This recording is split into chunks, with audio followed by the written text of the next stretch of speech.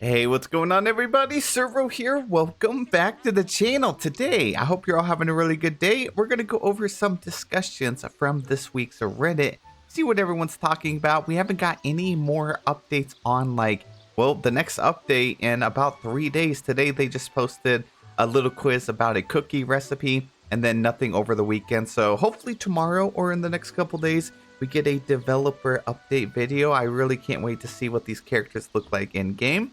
And yeah, until then, if you guys would hit that like button, subscribe to the channel, I'd really appreciate it. I promise to keep you updated with everything at Dreamlight Valley. All right, guys, let's take a look here. So one of the top posts today is by Scuffed on YouTube. So they said, will I never finish this game? And they have a image here of one of the items. This is the backpack.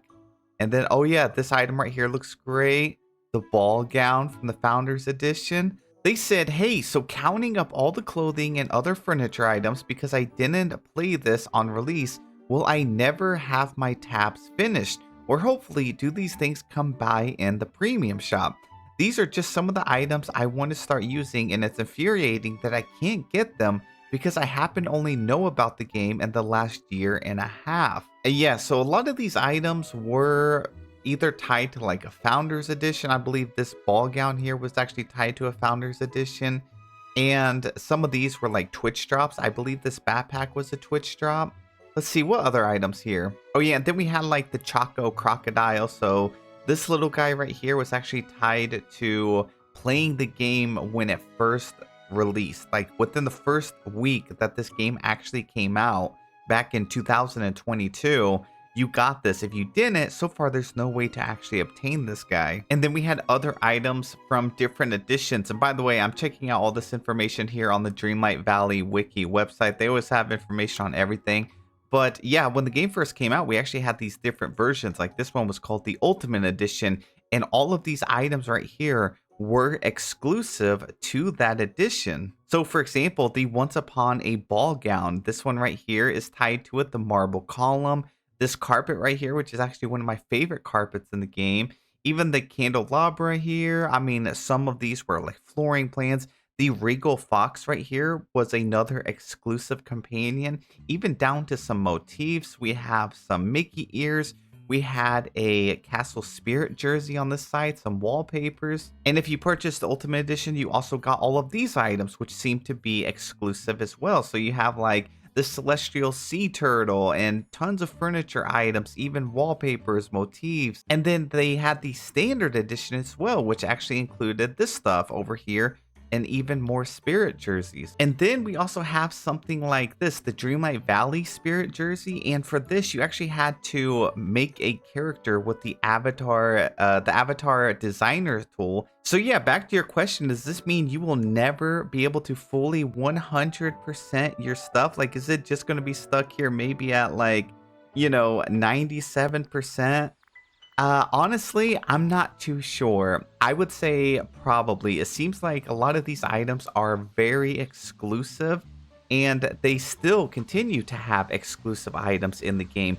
Just recently, we ended up getting the Loungefly backpacks, and those had redemption code. I think it was around Halloween time of last year, and they did not last very long. So you either put the code in, you redeem it, and if you miss out, you miss out. So I always try to make videos and put you guys on this stuff so you don't miss out. That's why a lot of my titles and stuff are like, don't miss out, or, you only have 1 week to get this. It's because it's true. So that's the way Dreamlight Valley is set up. And I don't think that you should let it ruin your experience, though. I know it's very, very frustrating because, there's a lot of items that you see and you want, but you just can't have. I know on my alt account, like my second account, I'm in the same boat. Like, I have a lot of these items, I can't use them because I don't have them. And I don't know if they'll ever bring them back. But at the same time, you just never know. Because there was one point in time we thought that they would never bring back older Star Path items. And they do bring those back in the premium shop. So maybe someday they could end up bringing some of these items back. You just never know. But I wouldn't let it like ruin your fun. I know a lot of us are like completionists and you want to have every single item. The great thing about Dreamlight Valley is it's always evolving. It's always changing. They're always adding new items. The meta for, Dream Snap or decorating or, even just the overall vibe is always changing. And we're at a point where we have just so many items in the game. I mean, a tremendous amount of items that if you're missing some of the older items that you can't get, I think it's okay because, you know, there's just so many and there's so many on the way as well that you'll be able to, now that you actually have the game, you can keep up with it. You can start collecting these items. You can start collecting the exclusive items that are about to drop or that will drop in the future. But it is frustrating because a lot of us didn't even know that Dreamlight Valley existed, right? Until, you know, you got it, maybe it was 6 months ago or a year ago. But I don't know if they're ever going to like turn away from that. Even with like some of the newer DLCs and stuff, it almost seems like they have a lot of pre-order bonuses, or they have, you know, like you play during the first week, you get this house or this outfit, and it seems to be the way they're going forward. So yeah, to answer your question, it's very likely that you'll never be able to get to a true 100% in Dreamlight Valley. Now moving on to our next post, we got Witch Robin 30 that said, "Hey devs, can we figure out something useful to do with the night shards? Please." Tons of upvotes, 1.5 thousand upvotes. Yeah, I mean, we got to be careful what we ask for though. Like we asked them, "Hey, can you give us something to do with the night shards?" And then boom, it's the next main currency that's going to make it where we just run out of them, and then we're kind of like, oof, we have to go grind it. No, but in all seriousness, yeah, I definitely get, after you complete like a lot of the main quests and stuff, you don't really need night shards. Now, upon replaying through the main story and stuff, you need a lot of night shards. There was actually a point when I'm playing through a lot of the older friendship quests and stuff, and I'm like, dang, I constantly have to use night shards or like purified shards as well. But then there's also a point where it's like the developers forgot about these as a whole and we never need them. So if they added something where you could convert them into something else, maybe even Dreamlight, you know, just convert them into some other currency, I think that would be very nice, you know, useful. Or if you could like break them down and get some other thing, or, you know, they need a table that actually converts some materials and turns it into other materials. They kind of messed around with that with the time bending station from a Rift in Time DLC. And that would be cool. Maybe you could convert these over into Onyx or something. But yeah, I agree. We need something with these. We also need something for the crystals over in the Forgotten Lands. We never really have to use those for more than just a couple items. Well, we have a very short post here, but tons of upvotes, 1.4K. by Queen Jinja Ninja that said, "Unpopular opinion. I couldn't care less about getting inside out characters. Give us Snow White, Hercules, Cinderella. I'd love for them to add Pocahontas too." Oh wow, really? I thought a lot of people were like very, very hype for inside out characters. I actually am very happy to get inside out characters. I of course want Snow White added. I of course want Hercules, and we do know Cinderella's coming to the game. She's coming later this year. Well, honestly, in like 4 or 5 months, so we don't have much longer.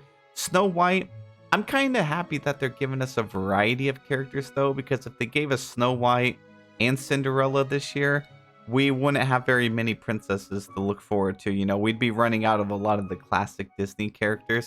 So I kind of like that they're spacing out some of these. You know, I'm not too thrilled by the fact that we're getting Lumiere and Cogsworth, but at the same time, I think they're going to be fun to have in the Valley as well. Inside Out characters, I'm actually pretty hyped to have them in here. But it's, yeah, interesting to see that a lot of people wouldn't mind putting them on the back burner. Personally, I think Joy, having her in the Valley and just her whole aesthetic and stuff, I think it's going to look great.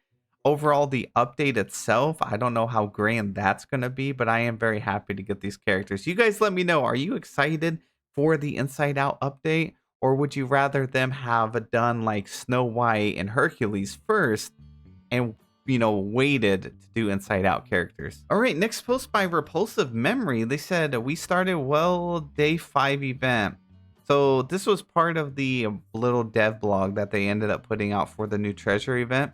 They said, "Feeling brave, keep exploring. A treasure crack will continue to appear daily, even after you've completed the event image. Solve its riddle to obtain a generic memory orb and progress on your missing valley memories." Yeah, this didn't happen to me either. So on my account that I've already finished this event, you know, you had to get 4 memories total to be able to complete the new treasure event. After that, every single day that you did it, you were supposed to get just a regular memory orb. I also was not having that happen to me. It would just pop out a gem and a coin. So it's kind of unfortunate because I thought that was a great idea. It's like an incentive to keep doing the event and also another way to start completing your memories that you have, just your basic ones that, you've had in the game for a long time. So I'm not sure what went on with this. I'm reading through the comments here and I see a lot of people are saying the same thing. They are not getting any memories, so I guess it's not really worth your time to continue doing that. Up next, we got Mad Has a Hatter. Says Daisy's boutique is just boring. Her shop is okay at first, but the only thing I like from the clothing is the only dress and the blazer top that are both 1,000 Daisy coins. I don't really get the furniture, maybe. I will some days, but to me, it's just useless. They haven't updated the boutique ever since Daisy came to the game. The items are just not worth it. The challenges half the time don't make sense. It's like she has no sense of fashion. The only time when I have to do these challenges is actually when a new star path comes up, and then I would have to do them. Otherwise, I just don't get these challenges anymore because it's not worth it. Yeah, so Daisy's Boutique, I feel like is such a great idea. It was a way to actually share Touch of Magic designs. I like the idea of being able to display your outfits outside of your house. And on paper, it sounds awesome. You can display your Touch of Magic items out here on the floor, your furniture ones over here on the side. Like we have an entire shop to ourselves. We have this thing up here, and then we do have this whole area where we can shop and then create more Touch of Magic stuff, unlock new stuff. We also have a computer here where you can go and check out other players' Touch of Magic items and then trade and things like that. So overall, it's a great idea. I think what went wrong is obviously it is repetitive, but I think there's just not many people in the community that mess with Touch of Magic. This, when it first came out, it was booming. Even over on my Discord, we had Touch of Magic designs like crazy.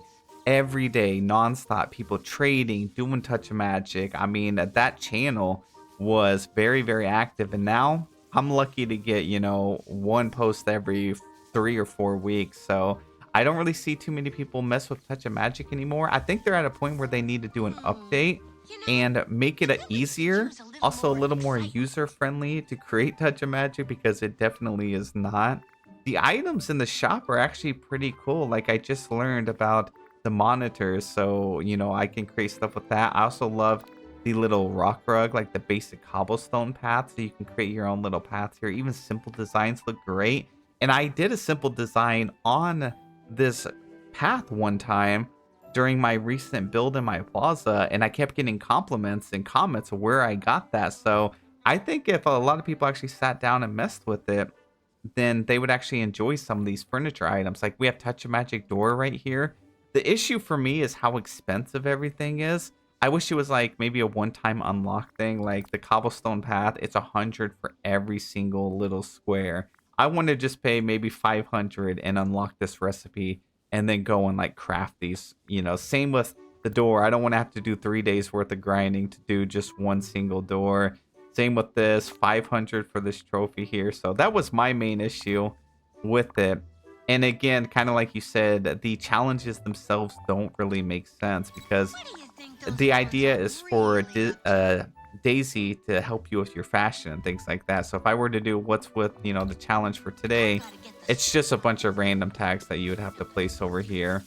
And as you see, I do have everything already. So if you set it up where you have like one of every item and every tag, it makes it a lot easier. It's a matter of just coming in here and completing it. Did I complete the challenge? Yes, I got another 100, but I think this does need an update. So then they ended the post here by saying pretty much they would love to see them actually update the boutique.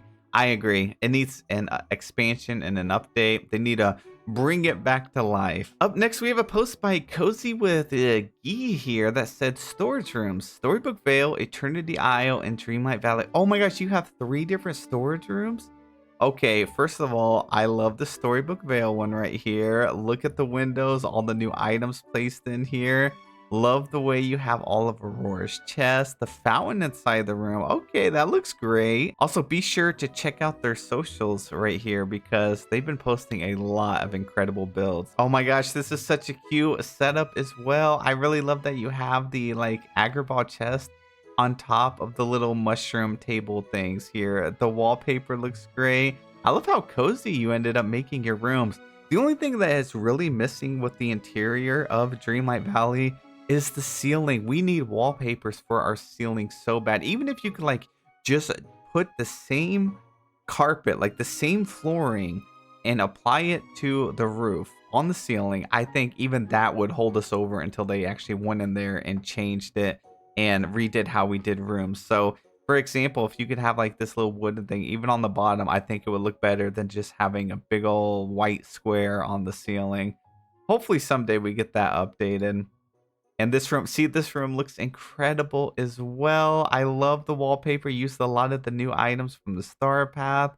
The way you set up the centerpiece, even with the little captain wheel right here, a 10 out of 10. All right, guys, we have time for one more post. We got a gal with questions that said, I have a confession. Oh, okay. I steal I steal designs. I promise I have never used other people's ideas for dream snaps. All caps right here. I'm consistently a 300 Moonstone girl. I'll just see someone's kitchen slash living room on Instagram or Pinterest and it looks so nice and I don't have a single creative bone in my body. And I want my houses to look nice just for me to look at. Like, how do people even come up with these beautiful designs? I mean, I wouldn't call that stealing. A lot of people that post on social media is for you to take inspiration and to help. A lot of these creators are out here doing it to be helpful. You know, it's the same as like with Animal Crossing. You know, there was always the valleys and stuff that people set up and the builds and things like that. Dreamlight Valley is the same way. Obviously, you know, a lot of people like to show off their designs, but it's mainly to help inspire others. And, you know, as long as you always give credit, if you were to like put it out there, then I think it's okay. And I think a lot of people actually agree with that as well. So yeah, I mean, if you're doing it just for your single player, you're not taking any credit. You're not, you know, showing it off to someone and then, you know, trying to make it seem like it's your build and you're not out there doing it and putting it out there for like dream snaps and stuff. I don't see any issues with this. So I think you're in the okay. Oh, we have Cozy with Gee right here, actually, from the last post. They said giving others inspiration is part of the fun when posting content. Just as long as you give credit if you post or if anyone asks, it's no harm. That's the way I see it as well. And well, guys, that is it for today's video. Thank you guys so much for watching. I do appreciate you. Have a wonderful day, and I'll see you guys in the next one.